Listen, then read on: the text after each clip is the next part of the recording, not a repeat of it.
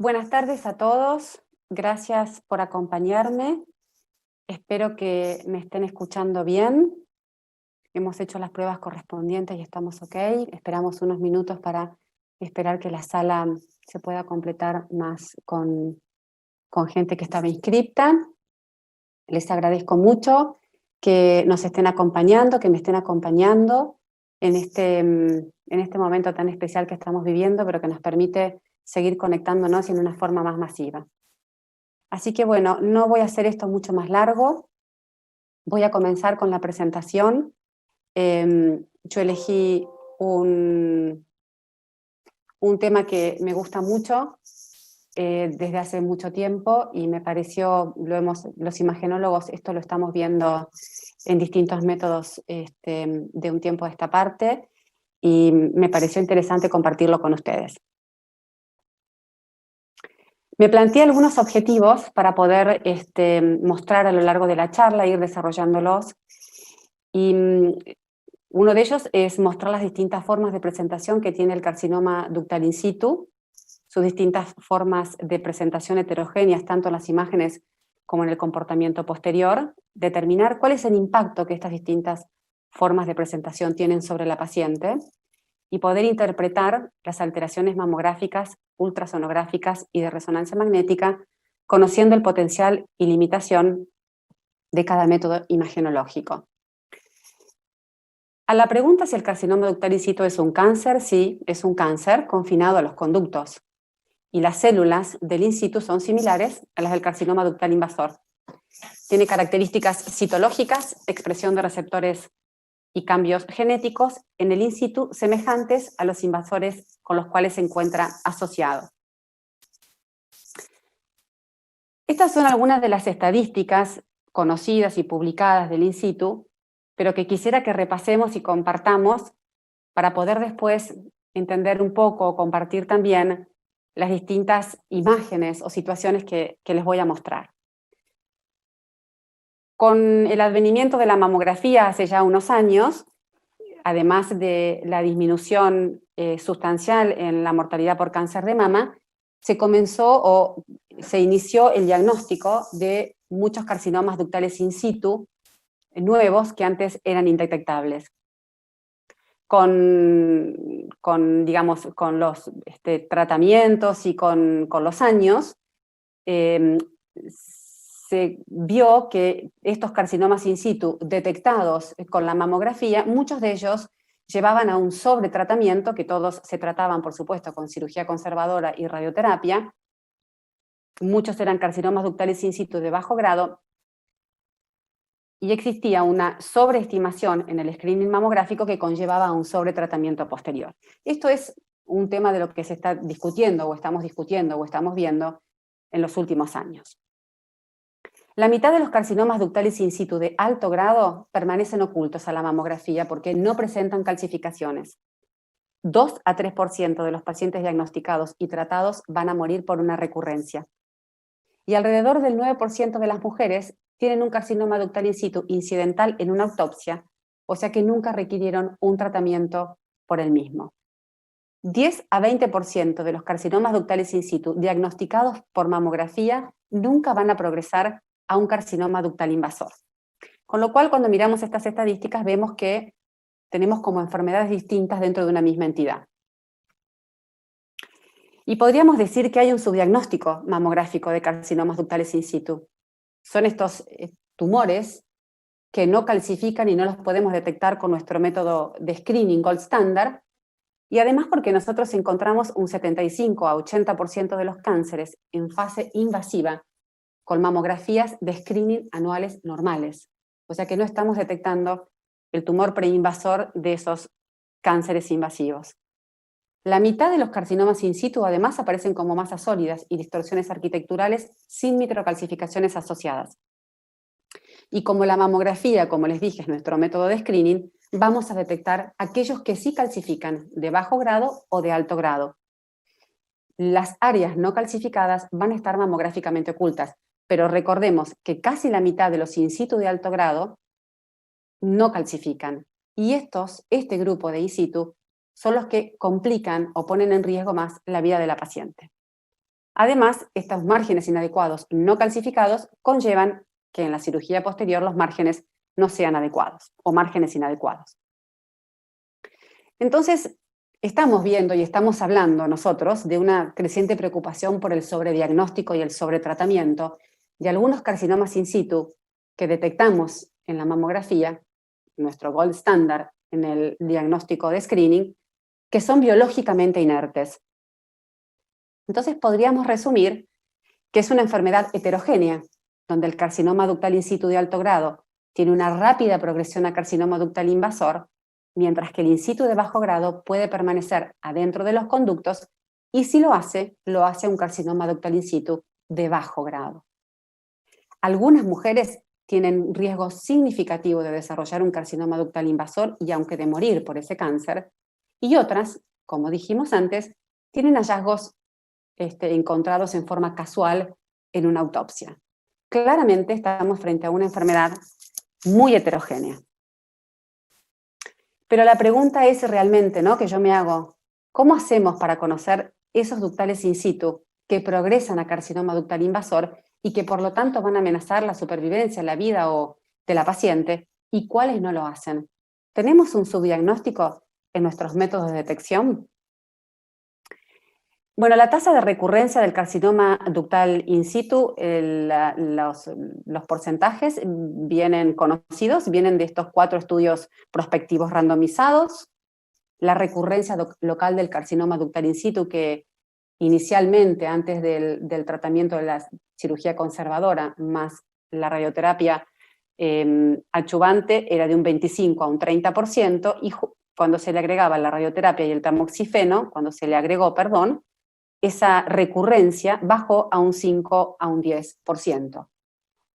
Un porcentaje que a mí no me resulta despreciable si estamos hablando de un tumor preinvasor, donde a mi gusto la tasa de recurrencia debería ser del 0%. Entonces, voy a repetir este concepto porque la mamografía de screening es nuestro gold standard en el diagnóstico del carcinoma invasor y en eso se basó la disminución en la tasa de la mortalidad. Pero ¿qué pasa con el carcinoma preinvasor?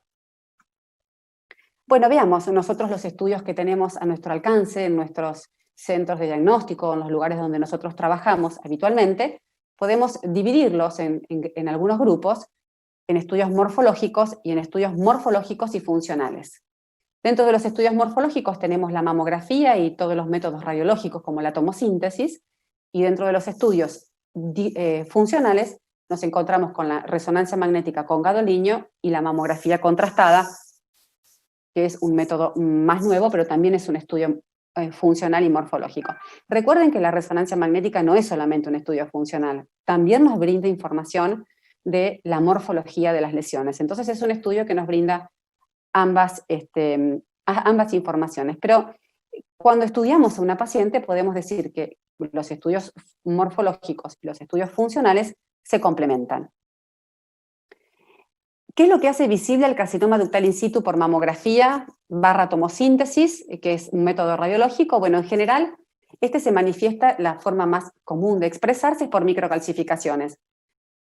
Cuando los radiólogos vemos calcificaciones en una mamografía, ya sabemos de antemano en qué situación estamos, y acá les muestro algunos ejemplos. Cuando las calcificaciones son amorfas, que no tienen que ser extensas ni muchas, pueden ser poquitas, pero amorfas o levemente heterogéneas, sabemos que estamos, o presumimos que estamos, ante presencia de un probable carcinoma ductal in situ de bajo grado.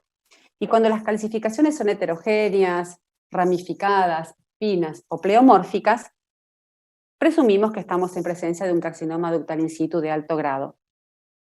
Hay un concepto que me resulta muy importante, y es que las calcificaciones no expresan la enfermedad subyacente que nosotros estamos estudiando.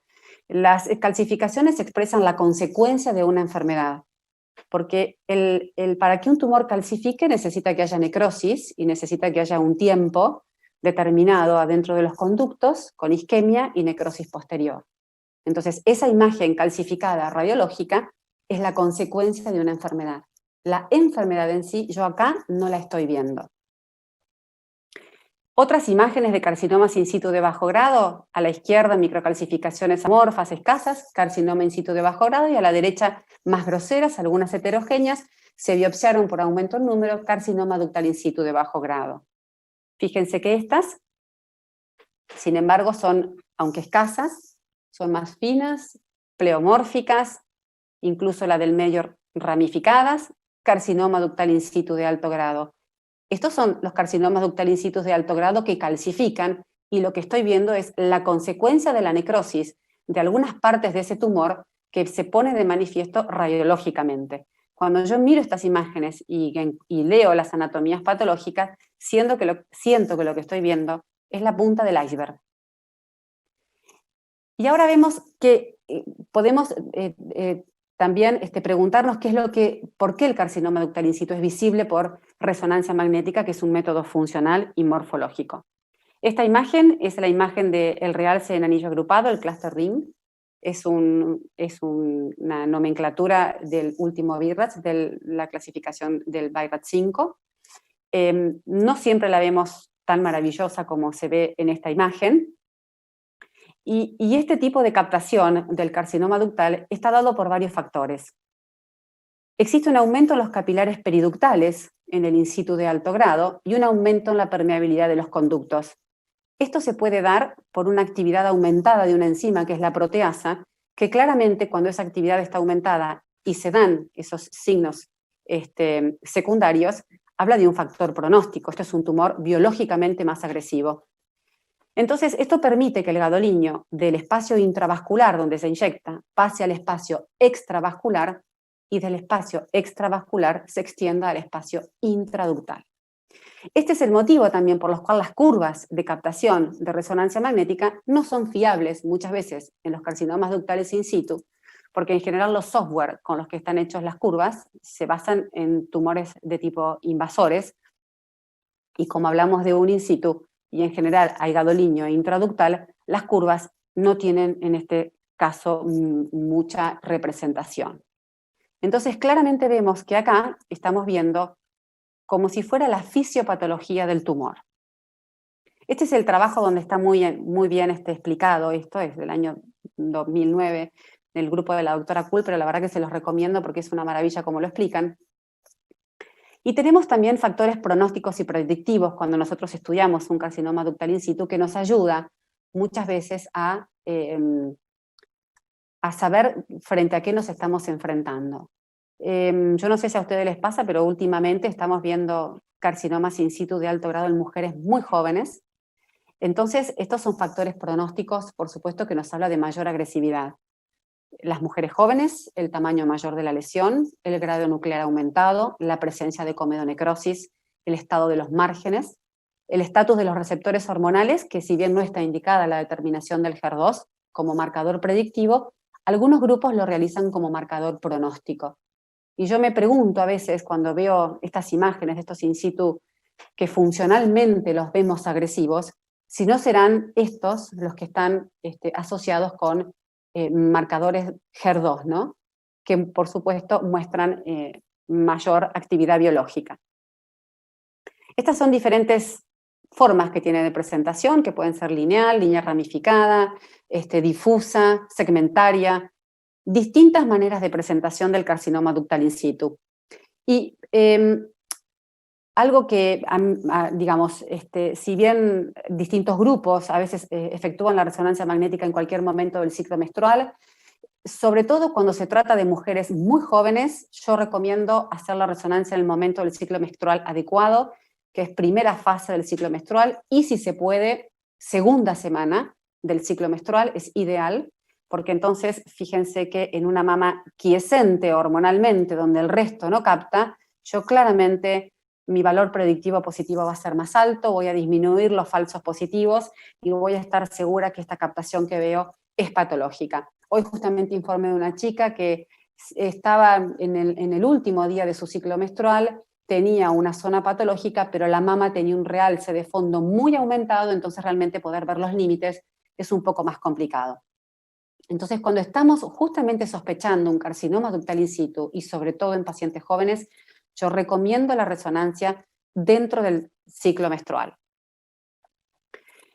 Podríamos preguntarnos qué paciente se beneficia entonces con un estudio funcional. Bueno, yo como radióloga les diría todas las pacientes se benefician con un estudio funcional, pero como esto no lo podemos hacer en la práctica diaria, porque no son estudios de screening accesibles a toda la población, si bien ya hay más cantidad de mujeres que se lo hacen o más pedidos de resonancia magnética por mama densa, por secreción hemática por pezón y demás, podemos decir que las pacientes que tienen tumores biológicamente agresivos y que en general se asocian conductales in situ de alto grado, son pacientes que se benefician mucho con la resonancia magnética.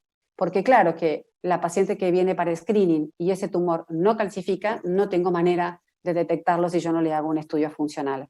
Pero si yo ya tengo esta información, una paciente con un tumor ya diagnosticado, un triple negativo, un HER2, que son en general los que se asocian con carcinomas in situ de alto grado, esta paciente se beneficia y vamos a empezar a ver algunos ejemplos. Esta es una paciente joven, nos vino con este estudio. Siempre yo digo que con el diario del lunes uno ve un montón de cosas, entonces como nosotros hacemos la resonancia, después miramos la mamografía y podemos ver algunos hallazgos, pero claramente esta era una mama densa, podríamos decir que había una densidad en la región superior de la mama izquierda, un cráneo caudal un poco movido, nada demasiado significativo. Esta es una chica de 27 años que en la ecografía tenía esa imagen nodular, que fue biopsiada con diagnóstico de carcinoma invasor. Fíjense el resultado de la anatomía patológica. Este carcinoma invasor no estaba asociado con carcinoma ductal y la subrogación con inmunohistoquímica daba un luminal de tipo A, con lo cual era un tumor de baja agresividad y la resonancia magnética prequirúrgica así lo confirmó. El área de captación coincidía con el tumor biopsiado, no había áreas adyacentes de contraste, de captación de gadoliño patológico, se pudo programar una cirugía conservadora, el complejo areola-pezón estaba respetado y la mama contralateral no tenía lesiones. Este es otro ejemplo de un tumor también tubular, subrogado con inmunohistoquímica luminal A, y también fíjense que estos tumores de baja agresividad, en general, no los encontramos asociados con carcinomas ductales in situ de alto grado.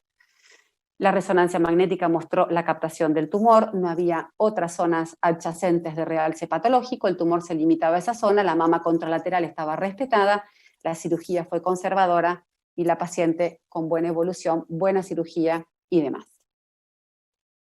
Otra paciente joven de 33 años, fíjense que les pongo esta paciente porque esta imagen ecográfica es muy similar a la paciente que les mostré anteriormente del luminal A, con la diferencia que esta paciente tuvo un tumor triple negativo y en la inmunohistoquímica vino un carcinoma ductal invasor triple negativo percutánea, ¿verdad? Yo recibo a esta paciente para hacer una biopsia por ecografía, sugerimos una mamografía, la mamografía densa, como la mayoría de estas pacientes. Este tumor no se veía en la mamografía, pero sí se reconocían en la región retroareolar de la mama izquierda unas calcificaciones tenues que con la técnica de magnificación se veían heterogéneas. No coincidían con el nódulo porque el nódulo yo les diría que estaba acá. Las calcificaciones no estaban asociadas al nódulo, sino que estaban adyacentes, y uno por la mamografía podría interpretar que tenían contacto con la piel.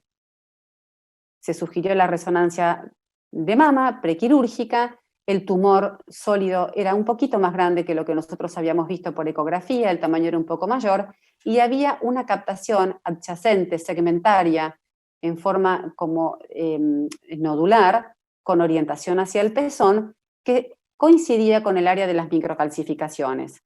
El complejo areola-pezón, en este caso, está respetado, con lo cual en una paciente joven, esta chica por supuesto que no fue a mastectomía porque pudo hacerse una cirugía conservadora, pero si hubiese tenido que hacer una mastectomía, el complejo areola-pezón se le hubiese podido respetar porque se ve claramente con la resonancia que está respetado.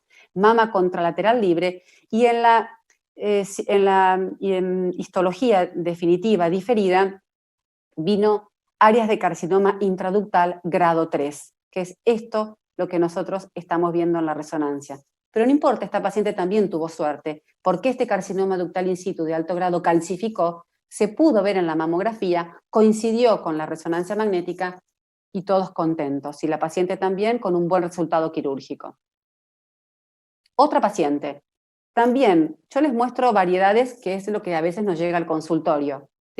Recibimos esta paciente con estas imágenes, ya diagnosticada como carcinoma ductal in situ de alto grado, unas calcificaciones que prácticamente ocupaban todo un cuadrante, podríamos decir que acá estaban un poco más agrupadas, heterogéneas, algunas eran ramificadas, y en la mamografía, sin embargo, se ven que las calcificaciones llegan a esta zona con el complejo areolas-pezón respetado.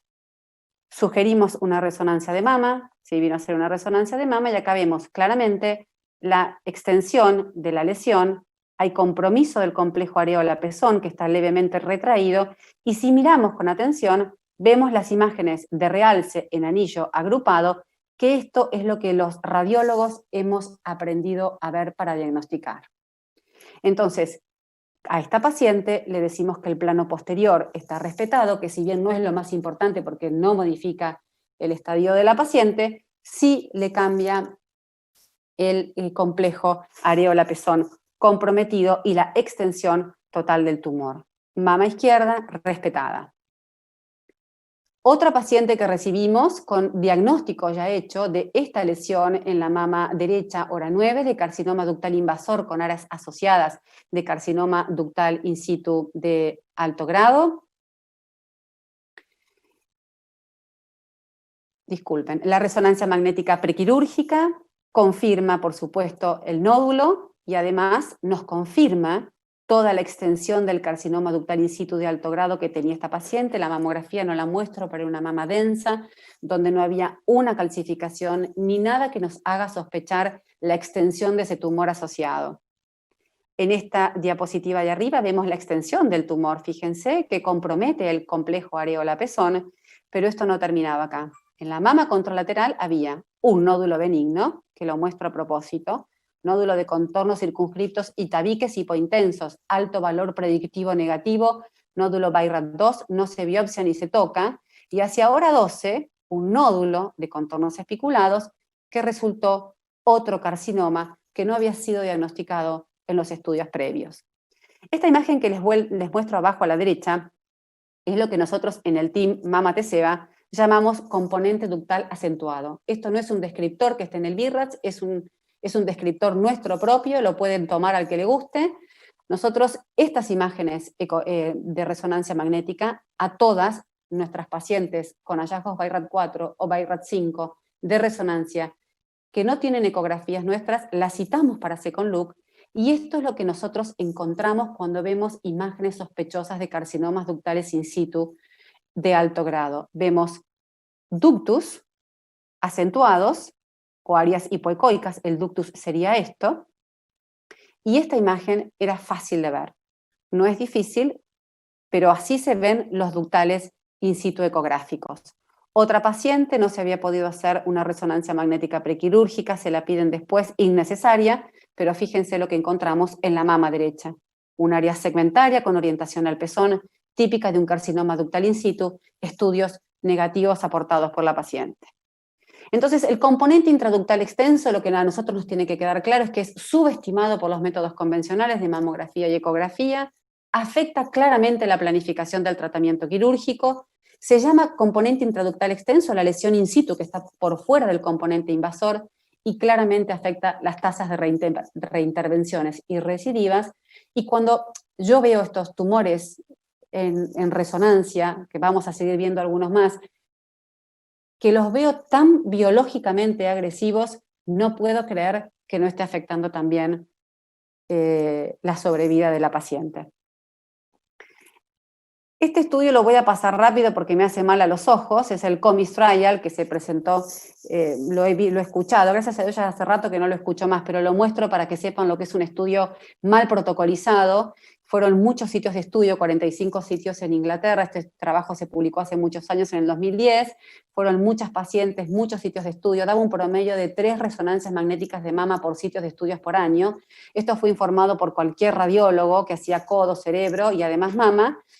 Entonces, la sensibilidad de la resonancia magnética para la detección de tumores, sobre todo el in situ, dio muy baja, con lo cual la conclusión del trabajo es que no servía como estadificación prequirúrgica. Bueno, después, por supuesto, salieron un montón de trabajos muy importantes, como para empapelar un edificio, pero este se los muestro, este es de la doctora Kuhl, del grupo de la doctora Kuhl, y claramente la sensibilidad de la resonancia magnética era del 98%. Entonces, la diferencia entre un trabajo y otro es que estos eran radiólogos dedicados a la mama, que sabían lo que estaban informando y cómo lo detectaban. Los dos son del año 2010, si no me equivoco, este también. Este me parece que es un poquito anterior. Y esa es claramente la diferencia entre un trabajo y otro, ¿no? Entonces, cuando nosotros detectamos y evaluamos un carcinoma in situ, primero vemos la punta del iceberg con la detección, si es que nuestro método de detección gold standard, la mamografía, nos permite, y cuando tenemos el diagnóstico de carcinoma ductal in situ, como en este caso de alto grado, con comedonecrosis de crecimiento extensivo, vamos a evaluar la extensión de la enfermedad con una resonancia magnética. Podríamos decir que ambos métodos se complementan claramente. Entonces, en los servicios de imágenes mamarias, que tenemos mamografías, los que tomosíntesis, los que tenemos la posibilidad de hacer biopsias con tomosíntesis, bueno, se utilizan para detección de microcalcificaciones y toma de biopsia o toma de muestra target con la tomosíntesis, el que tiene la posibilidad, que es ideal. Y la resonancia magnética con gadolínio permite la estadificación prequirúrgica, evaluando la extensión de la enfermedad y disminuyendo de estas maneras las recisiones. Vamos a ver algunos otros ejemplos. Otro ejemplo, por ejemplo, otra gran consulta que nosotros tenemos es secreción hemática por pezón. Fíjense esta paciente, todas las pacientes que les muestro son pacientes jóvenes menores de 40 años. Esta era una chica joven también. Tenía una secreción hemática por pezón y estos fueron los hallazgos de la resonancia. Una captación segmentaria con orientación al pezón. Vuelvo a mostrar del lado izquierdo porque acá es otro nódulo benigno o un fibroadenoma. A esta paciente la sigo controlando y el nódulo está estable, así que les confirmo que es un fibroadenoma, contornos lobulados y tabiques hipointensos, alto valor predictivo negativo, ese nódulo se deja. Esta paciente se biopsió y era un carcinoma ductal in situ de alto grado. La biopsiamos con el second loop ecográfico que le hicimos y acá volvemos a tener otra vez el componente ductal acentuado.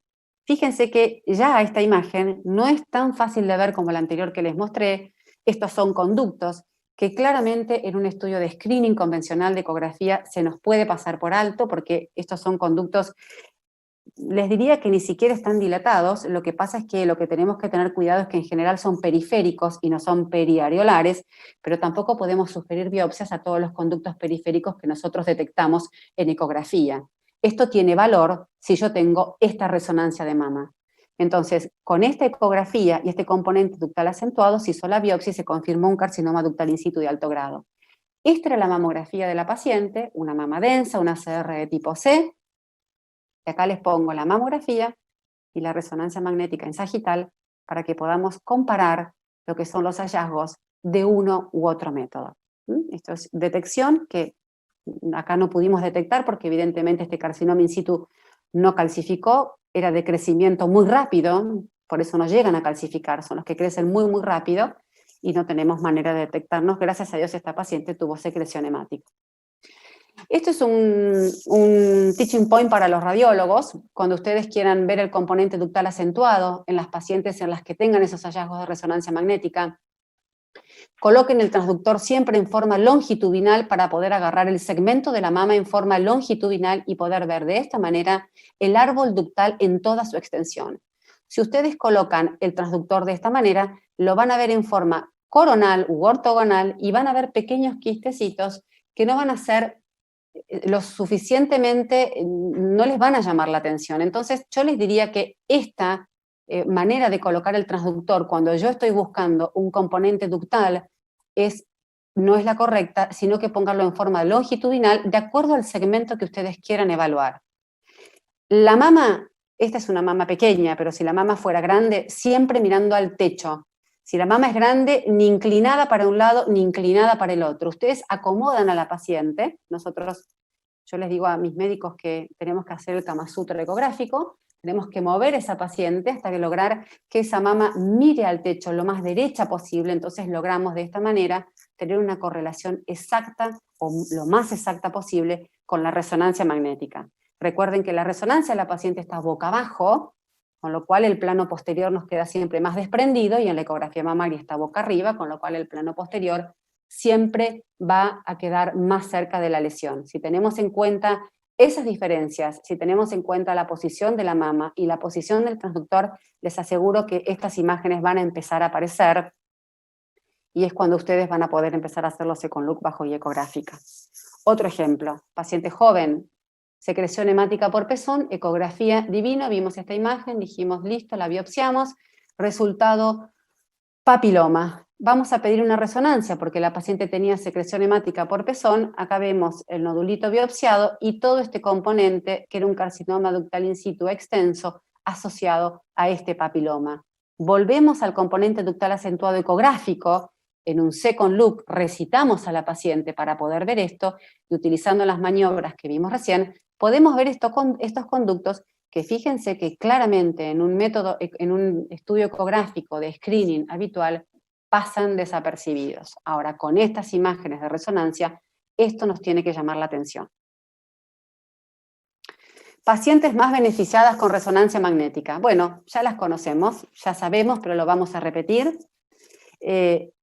Tumores en mamas densas, pacientes jóvenes, carcinoma lobulillar invasor, aunque últimamente he escuchado que algunos no realizan la resonancia en el carcinoma lobulillar invasor y no he encontrado nada científico que me avale esa propuesta, así que yo sigo insistiendo en que el carcinoma lobulillar invasor, las pacientes que tienen este diagnóstico se benefician claramente con una resonancia, pacientes de alto riesgo, y no nos olvidemos del carcinoma ductal in situ de alto grado, que cuando este diagnóstico se asocia en mamas densas o en pacientes jóvenes, les aseguro que el beneficio es muy grande. Vamos a ver otro ejemplo. Acá tenemos una chica muy joven también, 31 años. Este estudio fue diagnosticado por ecografía, por un médico de nuestro servicio. Se encontró este nodulito hipoecoico de márgenes circunscriptos. En ese momento se le colocó un BI-RAD3 y la paciente vino a los 6 meses a hacerse su control. A los 6 meses el nódulo había crecido apenas, la verdad es que no era significativo, pero tenía un vaso penetrante al examen Doppler. Ustedes saben que el Doppler no modifica la clasificación de BI-RADS, con lo cual la paciente se fue con un BI-RAD3 y una sugerencia de biopsia por el Doppler positivo, que fue biopsiada, y el diagnóstico fue un carcinoma ductal in situ de alto grado. Esta paciente, como todas las pacientes jóvenes, tenía la mama densa, una mama muy densa, una CRC, había un poco de interposición grasa todavía entre la glándula, y fíjense la cantidad de microcalcificaciones que tenía esta mama. Ahora, si nosotros la vemos detenidamente y hacemos una técnica de magnificación a 90 grados, que es la técnica indicada para el estudio de las microcalcificaciones, vemos que todas adoptan una disposición horizontal en la incidencia lateral estricta de características intraquísticas, con lo cual esta patología que me mostraba la mamografía era una patología benigna. Esto es benigno. El nódulo ecográfico no tenía traducción por la densidad mamográfica. Se sugiere una resonancia de mama por densidad glandular, paciente joven y carcinoma in situ de alto grado, y vemos que el nódulo ecográfico está expresado en esta imagen de acá. Toda esta captación segmentaria era un carcinoma ductal in situ extenso asociado a ese nódulo. Estas son las imágenes de realce en anillo agrupado que hemos comenzado a ver y que cada vez hacemos más el ojo. Este carcinoma ductal in situ no estaba calcificado porque recuerden que esas microcalcificaciones eran benignas. Entonces acá viene la importancia del diagnóstico integrado, de la correlación de todos los métodos de imágenes y de saber interpretarlos y darle el valor a cada uno. Cuando la paciente, esta chica fue una mastectomía, en la biopsia definitiva vino claramente una mastopatía muy proliferada que estaba puesta en evidencia por las microcalcificaciones radiológicas y un carcinoma ductal in situ extenso que estaba expresado por el nódulo ecográfico y la extensión de la enfermedad por la resonancia de mama. Eso es diagnóstico integrado y poder interpretar claramente las limitaciones de cada método imaginológico y los alcances de los mismos, ¿no? Acá tienen una imagen más agrandada de la misma paciente, con una captación bien segmentaria, bien triangular, y esto era una distribución regional, ¿no?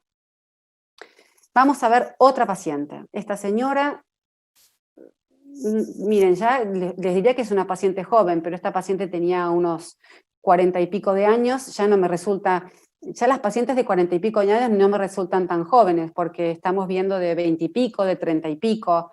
Esta señora tenía unos 40 y pico de años, jóvenes a mi gusto también. Este nódulo que les estoy mostrando estaba biopsiado, con diagnóstico de fibroadenoma. La doctora que lo ve un leve aumento en el tamaño. También tenía nódulos ecogénicos, que podríamos hacer una correlación con los tabiques hipointensos de la resonancia mamaria, siempre y cuando no estén vascularizados.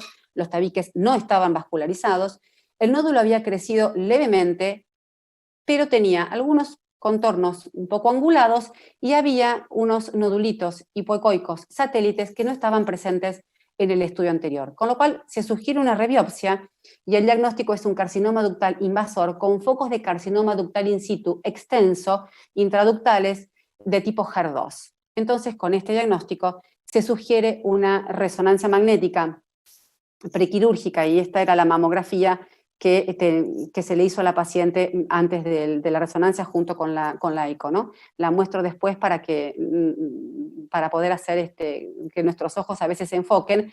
Era, cuando nosotros miramos la ecografía, lo encontramos acá, pero a golpe de vista claramente en una mama que no tenía muchos hallazgos, no había calcificaciones patológicas de ningún tipo. Y esta es la resonancia magnética prequirúrgica de la paciente. Fíjense el realce marcado que tenía de un carcinoma ductal in situ extenso que comprometía el complejo areola-pezón y el plano posterior. Acá tienen las secuencias, las incidencias axiales en la resonancia magnética, y abajo les pongo otra vez la incidencia lateral y el corte sagital de resonancia para que podamos hacer una correlación entre ambos métodos.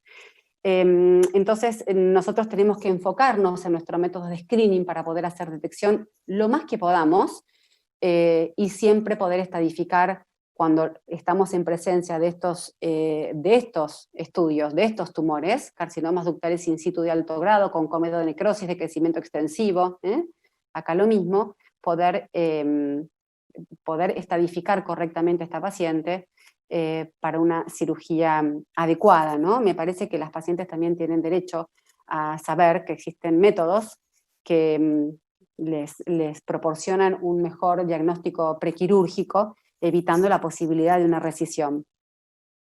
Entonces, vamos a algunos teaching points del carcinoma ductal in situ.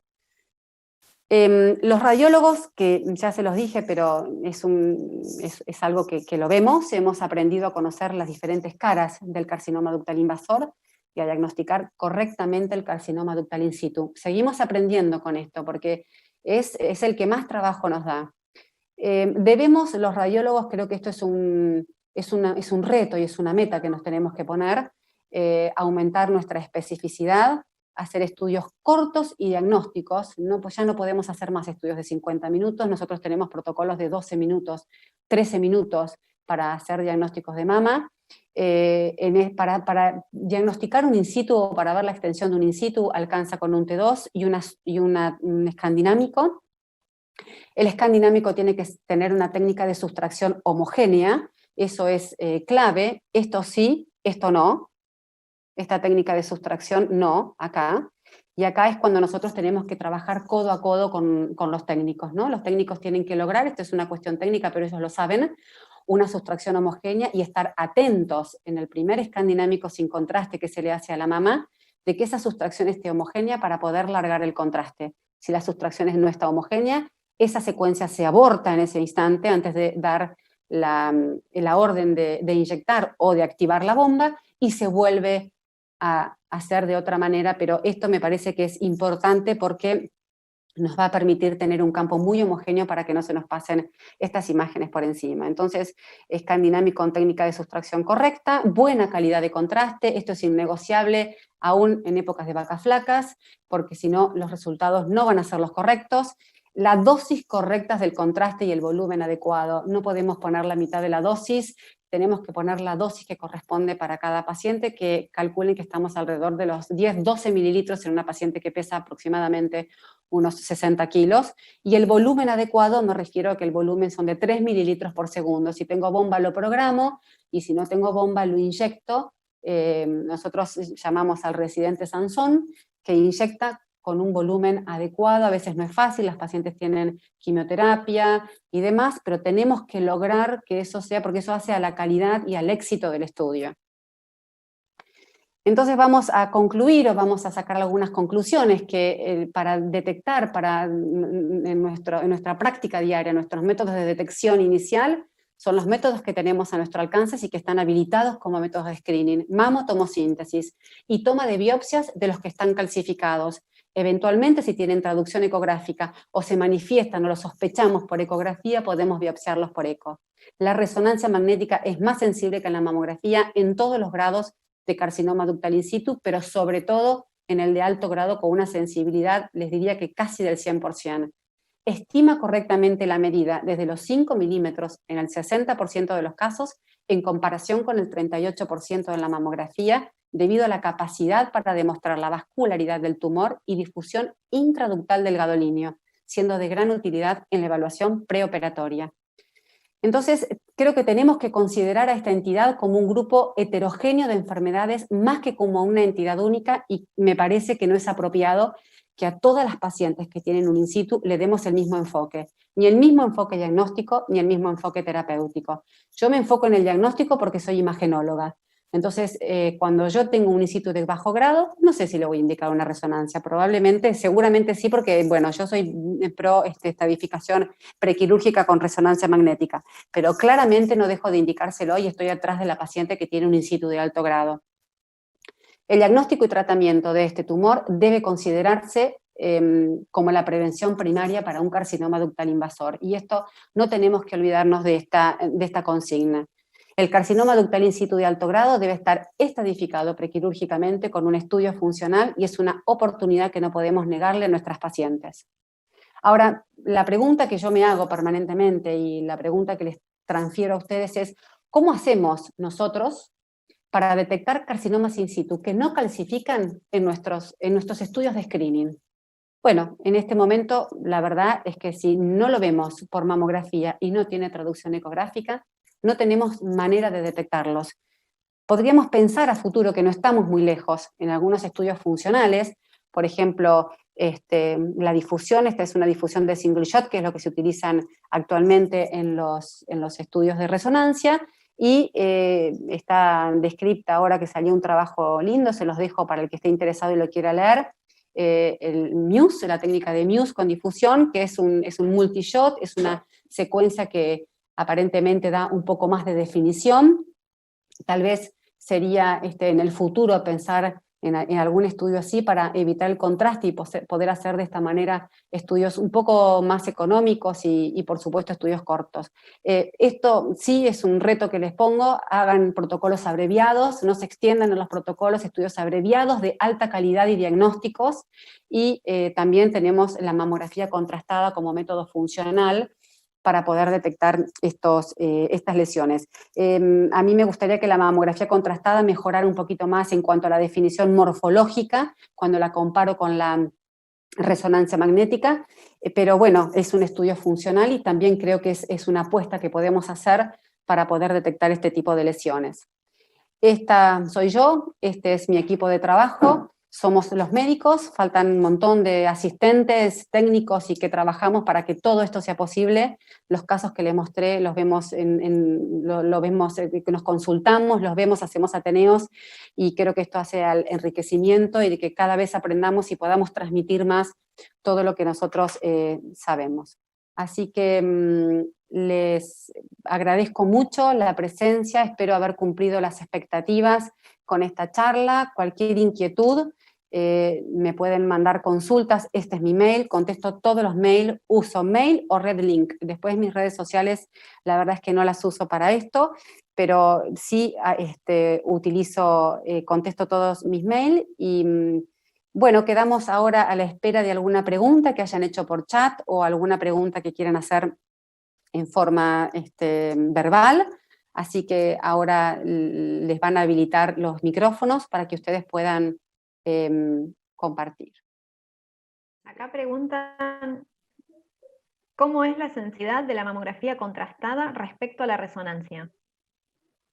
Bueno, los trabajos que están publicados, la sensibilidad es similar, tiene algunos falsos positivos un poquito más altos que la resonancia de mama, pero yo no tengo experiencia, he visto, me han invitado a algunas reuniones para ver mamografía contrastada, no he trabajado directamente con ella, pero lo que está descrito en los trabajos es una sensibilidad similar.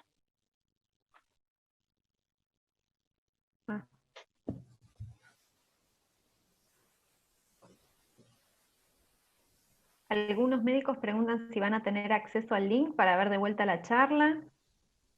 Eso se los va a responder mis chicas. Creo que se sube a YouTube, ¿no? ¿Cómo era? Creo que se va a subir a YouTube y va a estar dispuesto el link para que después lo vean tranquilos, así que no hay problema que después los que entraron tarde, porque entiendo que a veces es un horario complicado y algunos no llegaron por horarios laboral, pero después lo van a tener disponible. Agustina, buenas tardes. Lucrecia Hola, Valarino. Lucre, ¿cómo estás? ¿Qué haces? Bien, ¿y Agus, vos? te hago una pregunta. Decime. ¿En qué consiste el protocolo corto que haces y en qué momento lo convertís en protocolo más largo? Es decir, ¿en qué momento decidís agregarle difusión y todo eso? Porque nosotros no tenemos más protocolos largos, Lucre. Nosotros tenemos 2 protocolos o 3. Tenemos un protocolo de paciente oncológica, que la única diferencia que tiene es difusión, es un T2, un scan dinámico y una difusión. Después tenemos un protocolo de paciente de alto riesgo, que en general puede ser paciente de alto riesgo, o puede ser usado, en este caso, si yo estoy sospechando un in situ, que es T2 y scan dinámico, y tengo protocolo de prótesis. Las prótesis, en general, si no tienen contraste con un T2, me alcanza y me sobra. Y eso es lo que utilizamos, y tenemos 12, 13 minutos. Lleva más tiempo interrogar a la paciente, ponerle la vía y todo el resto, que en realidad lo que tardamos en hacer la resonancia. No haces más T2 con supresión grasa, ni no, haces no hacemos más. T1 con grasa, es decir, sin supresión. Nosotros durante un año, el T1 sin supresión, uso el T1 del scan, bueno, está bien, es T1 con supresión, el T1 del scan dinámico. Nosotros durante un año utilizamos ambos protocolos, el protocolo largo que teníamos extenso, que duraba, no sé, una eternidad, y hicimos el ejercicio de informar mirando solo las secuencias cortas, y nos dimos cuenta que nos alcanzaba y nos sobraba. Así que la verdad es que pasamos a secuencias cortas, y esto me parece que es muy importante para las pacientes que tienen que estar sometidas, que no es este el caso de esta charla, pero una paciente de alto riesgo que todos los años tiene que hacer una resonancia de mama, no es lo mismo saber que va a hacerse un estudio de 12 minutos a que se va a hacer un estudio de 40 minutos. Así que es confort y nada, la verdad que me parece que lo que tienen que intentar ustedes es seguir con el protocolo largo y tratar de durante un tiempo mirar solo esas secuencias. Si les alcanza para el diagnóstico, pasan sí, a protocolo corto. A veces uno se le complica porque la paciente que viene en prequirúrgico, que uno ya tiene el diagnóstico y que sabe lo que busca, el problema son las malas indicaciones de la resonancia. Cuando vienen esas pacientes que tienen discordancia entre la mamo y la eco, que tienen mama densa y que les piden, entonces vos a veces con un protocolo corto te quedas un poco con miedo a que se te pueda escapar algo, porque como no sabes lo que buscas, y la verdad que es una realidad en la Argentina, no te piden una resonancia prequirúrgica porque no la quieren pedir, y después te piden una resonancia por una discordancia eco-mamográfica que la podrías resolver con una aguja core. Pero bueno. Vos sabés, Lucre, que nosotros últimamente, gracias a Dios, ha mejorado mucho la indicación de la resonancia de mama, mucho. Sí, cada tanto vienen estos estudios, a veces lo que pasa es que a veces me cuesta interceptar esa paciente y llego cuando la resonancia ya está hecha, pero si la logro interceptar y la puedo solucionar de otra manera, a veces evitamos el estudio y aconsejamos hacer otro estudio, que tal vez esto es lo que está bueno, ¿no? De poder trabajar en equipo, ¿no? Poder mandar un mail y hacer una consulta, tengo esta paciente, ¿qué me recomiendan? ¿Se justifica en este caso una resonancia? ¿Podría ser tal cosa y demás? Claramente muchas veces la resonancia magnética se usa por el valor predictivo negativo, que es del 100%. O sea que cuando yo tengo una discordancia, tengo una duda, tengo esa paciente que viene con estudios, viste, que trae un estudio de cada rancho, o sea que te viene con la mamografía en un lugar, después fue a otro, después hizo la eco en otro, vos no sabés ni lo que tiene la señora, y le piden una resonancia, si esa resonancia es negativa, vos esa noche, como le digo a mis médicos, y Julita Colombo se va a reír, nos tapamos con frazada. ¿verdad, Julita? Dormimos tranquilos. Esa paciente no tiene un cáncer, porque si la resonancia es negativa y tiene un valor predictivo negativo tan alto, esa es una muy buena utilidad también del método. Entonces, pero sí, hemos mejorado mucho las indicaciones, la verdad que sí. Ha sido nosotros hace 10 años que estamos haciendo rezo. Al principio no nos pasaba esto. Doctora Hacha, ¿puedo...? El doctor Novelli tenía una pregunta para hacer. A ver, perdón. Sí, hola doctor, ¿cómo le va? Hola, ¿cómo está, doctora? ¿Bien? Bien, ¿y usted? Bien, Qué bien, bueno gracias. verlo. Encantado de escucharla y aprender Qué bueno con ustedes. verlo. ¿Cuánto hace que no lo veo? Qué bueno verlo. ¿Yo? Qué bueno esto del Zoom. Sigo vivo, sigo vivo. No, bueno, yo también, pero veo que Sigo uno a vivo veces... y molestando a ustedes. Bueno, Yo tenía que gracias. hacerle una observación Dígame, con sí. respecto a la indicación de la resonancia en el carcinoma intraductal de alto grado. Lo que hacemos no es estadificar, es modificar la actitud quirúrgica, porque sigue siendo un estadio 0. Sí, ¿O está usted bien. me la cambiaría? No se la cambiaría, pero bueno, sí cambia la indicación quirúrgica, es verdad. Sobre Exacto. todo lo que nosotros vemos mucho es el compromiso del complejo areola-pezón, que para Perfecto, mí nos es pusimos de una... acuerdo. La otra pregunta sí que ahí usted me tiene que enseñar. Vi un caso que presentó con una telorragia donde habían diagnosticado un papiloma y por resonancia diagnosticaron un carcinoma intraductal. Ahora, si la resonancia hubiera sido negativa con una telorragia, ¿no indicaría cirugía? Por supuesto, pero porque tiene un papiloma. Pero esa paciente, si yo le hago una resonancia, volvemos al punto que estábamos hablando antes, si la resonancia es negativa y lo único que tiene es el papiloma, porque el papiloma a veces nosotros lo vemos por resonancia y a veces no lo vemos por resonancia. Cuando yo no veo un papiloma por resonancia, estamos hablando de estas lesiones de valor maligno incierto, ¿no? Digamos un papiloma benigno, como podrían ser otras lesiones de estas indeterminadas, donde si en la resonancia no tiene captación patológica, yo sé que es una lesión de bajo grado. Entonces, esa lesión no va a tener un upgrade y no se va a asociar con una lesión de alto grado. A mí lo que me preocupan son las lesiones de alto grado, que sí, claramente, me cambian el estadio más rápidamente, ¿no? Me cambian la enfermedad en sí cuando yo la puedo estadificar mejor.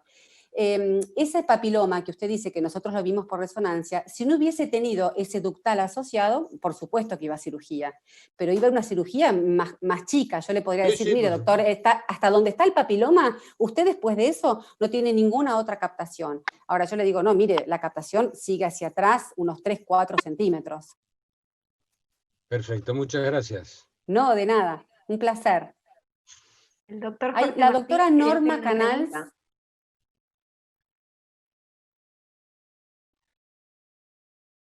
Hay una doctora, no, ahí está. Hola Norma.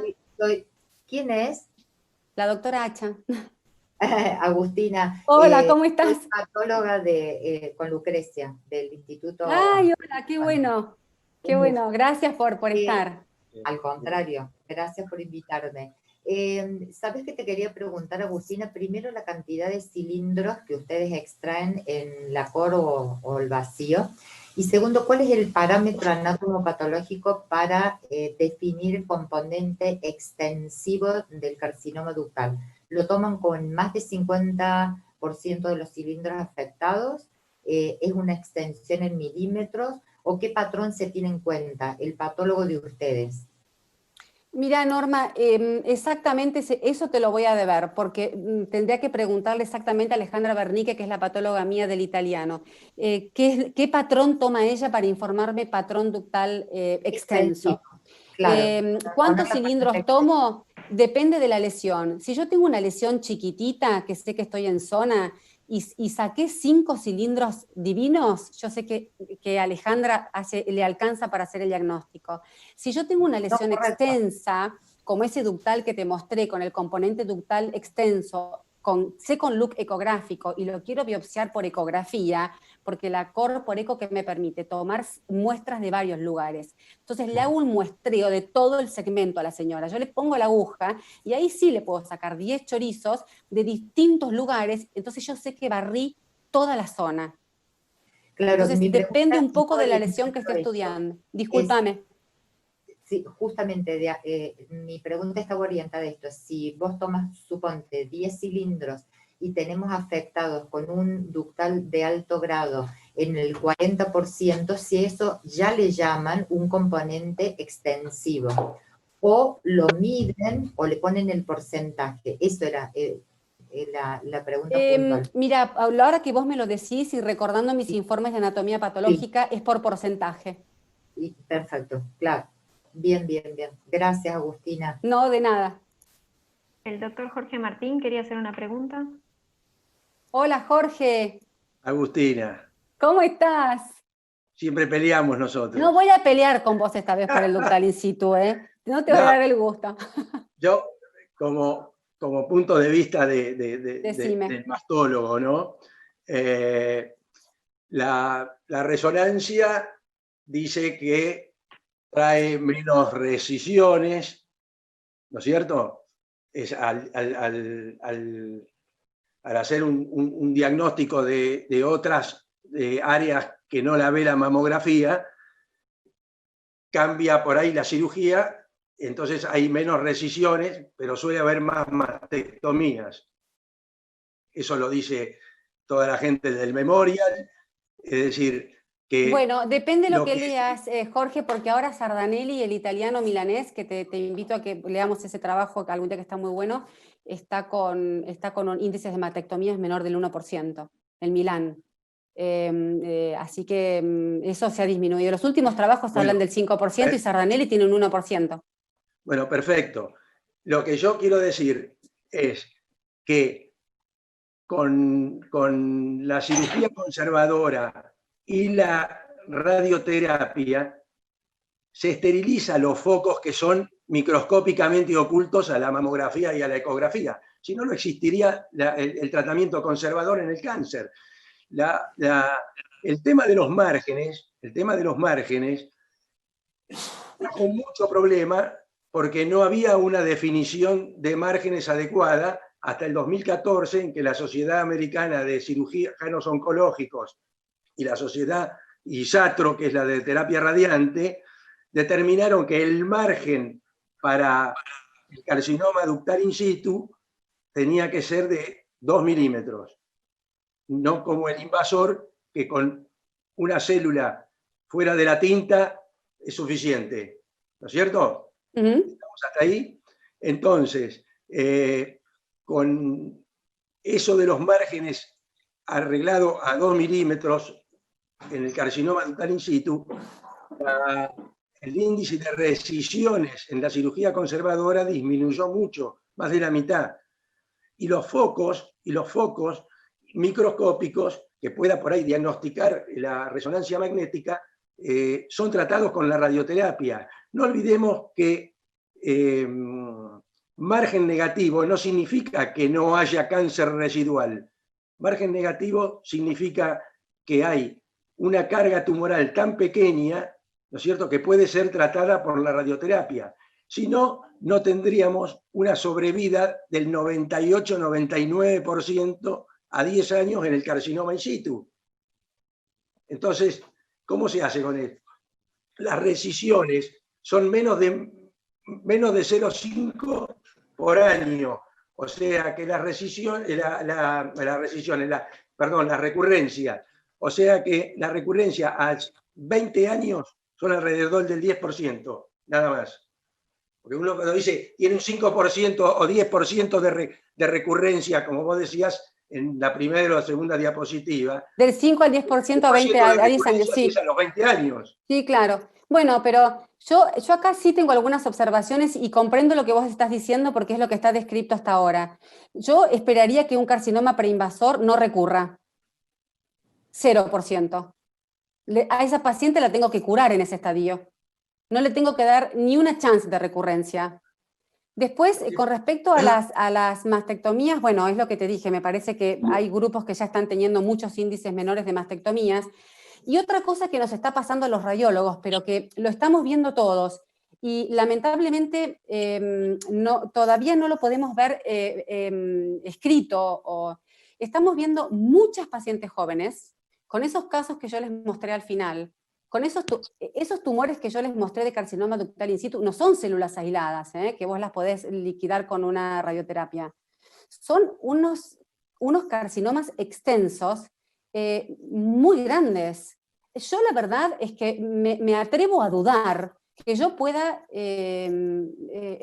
la verdad es que esterilizar todo eso con radioterapia, o lo esterilizaré por un tiempo, y después no sé qué puede llegar a suceder. Porque esta biología que nosotros vemos, que no se ven en todos, porque además te digo, yo hago la disquisición clara entre lo que es un in situ de bajo grado, que claramente se trata como una lesión de bajo grado, que si hace un upgrade lo hace una lesión un invasivo de bajo grado. Esa no es que no nos importe, pero no es el motivo de esta charla. Y otras son las lesiones de alto grado, donde esas lesiones nosotros vemos que tienen un comportamiento totalmente diferente. Yo creo que esas lesiones las que nosotros tenemos que apostar. Y tal vez lo que vos me estás diciendo tenés razón, es lo que está descrito, pero lo que yo estoy viendo en las imágenes me marca algo diferente. Entonces, me doy por lo menos el lugar a la duda, ¿sabes? Y digo, la verdad es que esos casos que yo les mostré, que les podría mostrar, podríamos estar una tarde entera mostrándole imágenes. Todas pacientes jóvenes, todas con mama densa y todas con estos carcinomas ductales in situ de alto grado. Estas pacientes no tienen bajo grado, todas tienen alto grado. ¿Puedo agregar algo? ¿Puedo agregar un comentario? Sí, Lucre. Los radioterapeutas, con los que yo he discutido bastante sobre la resonancia magnética y los hallazgos incidentales, me dijeron claramente en una conversación, en un foro de discusión, que ellos no tratan lesiones macroscópicas. Es decir, ellos pueden esterilizar hallazgos microscópicos, pero lo que nosotros vemos no es microscópico, sino que es macroscópico en resonancia. Por lo tanto, dejar una lesión macroscópica para que la trate la radioterapia, tendremos que ver qué pasa adelante. Es un planteo que es lo que dicen los radioterapeutas. Yo no sé nada de radioterapia. Y por otro lado, en el MIPA se comprobó que la tasa de aumento de mastectomía relacionada con la resonancia no es una tasa de aumento, sino que las pacientes que les piden resonancia de mama son las pacientes que el mastólogo necesita un reaseguro para decidir una mastectomía, y entonces cuando uno mide cuánta mastectomía hay en la rama que tiene resonancia magnética pedida, hay más mastectomías, pero no es que la resonancia aumente las mastectomías, sino que el balance en el tratamiento es cero, es decir, hay un poquito más de mastectomías a lo mejor en un par de pacientes y hay un poquito de cirugía en menos de la que estaba prevista con la resonancia magnética en otras. Por lo tanto, esas son las publicaciones serias que han aparecido en los últimos tiempos. Ese es el MIPA, es el de Sardanelli, Lucre. Sí. Pero, ¿puedo hablar? Sí, claro. Bueno, pero eso que dice Lucrecia, ¿cómo te va, Lucrecia? De que los radioterapeutas tratan enfermedad microscópica, y vos decís que ustedes ven macroscopía, sin embargo, hasta ahora, un montón de tumores habrán tenido esa macroscopía que ustedes dicen que ven con la resonancia magnética, pero no se condice con los resultados clínicos de tratamiento de las pacientes. 98-99% de sobrevida a 10 años, por algo será. Va a ver que en 10 años, cuando todo el mundo le hagan resonancia, usted va a tener 0 recaída local, 0 nueva lesión en la mama. ¿O no, Agustina? Ojalá. No, sí, pero para eso hay que hacerle resonancia a todas. Bueno, vos, Agustina, dijiste, por ahí a la de bajo grado no le haría. ¿Sabés qué pasa? Que hay muchas, en Estados Unidos sobre todo, muchas pacientes con carcinoma ductal in situ no se tratan con radioterapia independientemente del grado, y no se tratan con hormonoterapia. Vos vas a decir, las de alto grado probablemente son receptores negativos, o HER2 positivo, o triple negativo, ¿no es cierto? Pero, mirá, ya me hace perder lo que te iba a decir, pero es así. Las pacientes con tumores de cualquier grado en Estados Unidos se tratan, el 40% no usan radioterapia. Estamos de acuerdo en que las de bajo grado no deberían a lo mejor recibir radioterapia. Están todos estos estudios, el LOR, el LORIS, el COMET, donde están controlando pacientes que se tratan con cirugía versus pacientes tratadas nada más que con control mamográfico. Y el COMET además da tratamiento opcional con endocrinoterapia solamente, sin tratamiento, mamografía y endocrinoterapia. Y son carcinomas En los in situ pacientes de que son alto receptores grado. positivos, ¿no? En los pacientes que son receptores positivos. O sea que hay pacientes que son sobretratadas Totalmente. de bajo grado, pero hay pacientes que son subtratadas también.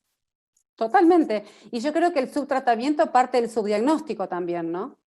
Porque, bueno, porque es esto, ¿no? Es una enfermedad tan heterogénea que no debemos ni diagnosticarla ni tratarla de la misma manera. Ese es un poco digamos, un poco lo que yo lo que quiero plantear, ¿no? Y es lo que nosotros vemos a través de las imágenes. Nosotros vemos una enfermedad totalmente distinta. Vemos una enfermedad, por un lado, quiescente, de bajo grado, y por otro lado vemos una enfermedad absolutamente que la notamos como biológicamente mucho más agresiva, a veces hasta mucho más agresiva que un invasor por las imágenes que tiene, ¿no? Esos que vos nombraste que tienen microcalcificaciones muy extensas, esas probablemente van a mastectomía ya con la mamografía nomás, cuando son muy extensas las microcalcificaciones.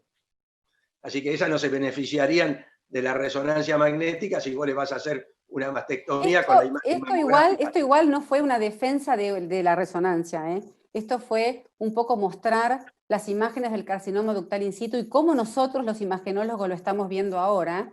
Y yo desde el punto de, digamos, si yo fuera mastóloga, que no podría sacarme de mi cabeza de imagenóloga, sería una combinación. Claramente no entraría en una cirugía sin una resonancia de mama porque me sentiría mucho más segura sabiendo dónde estoy pisando, ¿no? Me gustaría saberlo, aunque no me da como más seguridad saber que, bueno, hasta acá puedo llegar, hasta acá no, esto lo dejo, esto lo saco. No sé, es como que me da más claridad. Pero bueno, esto da para una discusión eterna, me parece que no está bien. Pero está muy buena y para eso están estas cosas. Igual excelente la exposición, muy clara. Así que te felicito. Gracias, Jorge, Agustina, gracias. a pesar de que a veces discrepamos, Me parece muy bien. Pero yo te invité a mi curso bienal de mastología. Me parece, sí, siempre me magnética. invitás para hablar de in situ. Me parece muy bien que discrepemos. Juli, ¿alguna pregunta más? Sí, hacemos una preguntita del chat. Dale. Preguntan, en una paciente ya tratada con carcinoma ductal invasor que viene a un control y en la ecografía encontramos un ducto dilatado periférico. ¿Cuál sería la conducta? Bueno, yo les dije que ese patrón ductal acentuado que nosotros describimos, es un descriptor de Teseba eso, por favor, no lo tomen como algo científico porque no está en el BIRAT, esto es algo que nosotros le pusimos nombre para poder plasmar en palabras lo que nosotros vemos en el second look. Ese patrón ductal acentuado nosotros le damos valor cuando está guiado por una resonancia, porque si no, un ductus aislado, no podemos hacerle biopsias a todos los conductos que vemos que tienen, que muchas veces son benignos. Claramente que los conductos espontáneamente visibles deben ser periareolares. Un conducto espontáneamente visible o dilatado en la región periférica de la mama no es tan normal y depende de la edad de la paciente. Pero estas imágenes son altamente sospechosas cuando están seguidas digamos, con una antesala de una resonancia magnética que me las muestra, ¿no? O sea, aisladas, el valor se diluye.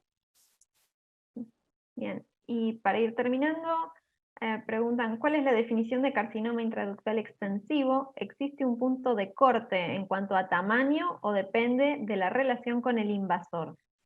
Bueno, eso es lo que me preguntó la doctora recién Norma Canals de Córdoba, y yo estaba haciendo memoria, y en realidad mi patóloga, que es la doctora Bernique, cuando me informa porcentaje. O sea, lo que me informa es la relación con el tumor, ¿no? No me informa tamaño, me informa porcentaje porque ella no tiene la totalidad de la muestra, tiene una muestra que yo le mando con una aguja percutánea. Me manda la relación, bueno, en las cirugías diferidas, que muchas veces las recibo, bueno, ahí ya no sé, yo lo que mando son las percutáneas, ¿no? Y es por porcentaje. Bárbaro. Bueno, bueno, muy bien, no hay más preguntas. Gracias a todos por estar, sé que hay mucha gente, que hay gente de Colombia, de Venezuela, Qué lindo, bueno, me encantó, gracias por compartir esto. Esto siempre da para debate, pero está bueno que nos salgamos preguntas, que digamos cuáles son nuestras experiencias. Y nosotros, yo hace 20 años que hago mama, y hace 10 años que hago resonancia de mama, y no sé qué es lo que pasa, pero radiólogos y médicos de otros lugares tienen la misma percepción. Esto está cambiando, estamos viendo muchas, hoy de hecho vimos 3 mujeres jóvenes, cuando les digo jóvenes son menores de 30 años, y tienen estas imágenes que realmente uno se alarma porque antes no las veíamos, no las encontrábamos o no las podíamos diagnosticar, ¿no? Así que, bueno, es un poco el planteo, siempre cómo seguir para adelante y pensando para más. Y que las imágenes nos ayuden. Gracias, Julita Colombo. Gracias, mi equipo de gente de Teseba que hizo el backstage de todo esto. Gracias a todos por estar ahí. Y nos vemos en la próxima. Hasta luego.